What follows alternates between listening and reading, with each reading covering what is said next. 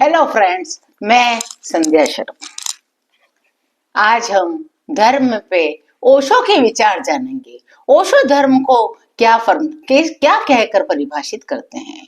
ओशो, जिसका नाम रजनीश था, उनका दर्शन विद्रोही, आधुनिक और अत्यंत व्यक्तिगत है।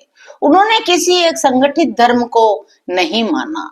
उन्होंने कहा है एक विशुद्ध धार्मिकता को अपनाया जाए। वे विशुद्ध धार्मिकता पर जोर देते थे। वे कहते थे सजगता ही धर्म है। धर्म किसी मंदिर, मस्जिद, गुरुद्वारे या किसी कर्म कांड में नहीं है। ओशो के विचार थे कि वर्तमान क्षण में पूरी तरह से सजग होकर जीना ही धर्म है। केवल जागरूक होकर जीना ही वास्तविक धार्मिक कहलाता है। ये ओशो के अपने विचार हैं। उन्होंने पारंपरिक ध्यान पद्धतियों को तोड़ा और गतिशील ध्यान, डायनामिक मेडिटेशन, जिसको उन्होंने नाम दिया डायनामिक मेडिटेशन, मतलब गतिशील ध्यान जैसी तकनीकें और आधुनिक मनुष्य के उसे क्रोध और तनाव से बाहर निकलने में जो मदद करता है, जो सहायक होता है, वे ध्यान की पद्धतियां उन्होंने विकसित की। उन्होंने सिखाया कि जीवन के सभी अनुभवों को बिना किसी प्रतिक्रिया के बिना किसी प्रतिक्रिया के, निर्णय के, केवल देखना अर्थात साक्षी भाव से देखते रहना ही मुक्ति का मार्ग है।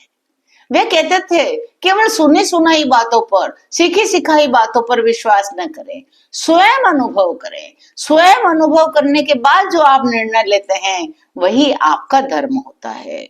ओशो जीवन को समग्रता से जीने पर जोर देते हैं। उनका लक्ष्य जोरबा द बुद्धा पर है। इसका क्या अर्थ है? जोरबा यानी नैतिकता, उल्लास, भौतिकता, नृत्य, संगीत और पृथ्वी के सभी सुखों का प्रतीक है जोरबा। द बुद्धा यानी बुद्ध यानी आध्यात्मिकता, शांति, सजगता और ध्यान का प्रतीक। ये उन्होंने इजाद की नई विधि।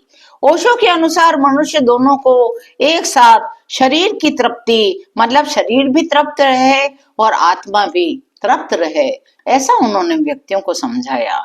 जीवन को दुख नहीं बल्कि एक उत्सव की तरह जीना चाहिए। उनका जीवन जीने का सिद्धांत था कि जीवन ईश्वर ने हमें दिया है, बड़ा अमूल्य है। इसे रोध होकर नहीं, इसे उदासी से नहीं, इसे उत्सव की तरह जिए। यही ओशो का सिद्धांत था।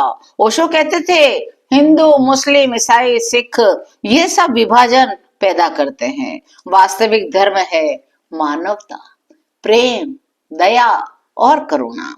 वे कहते थे विश्वास अपने मन का करो, स्वयं को जानो, स्वयं अनुभव करो और अपने अनुभवों से सीखो और फिर कोई निर्णय लो। ओशो के इन विचारों को आज मैं यही विश्राम देती हूँ। कल एक बार फिर हाजिर होंगे ओशो के क्रांतिकारी विचारों को लेकर के।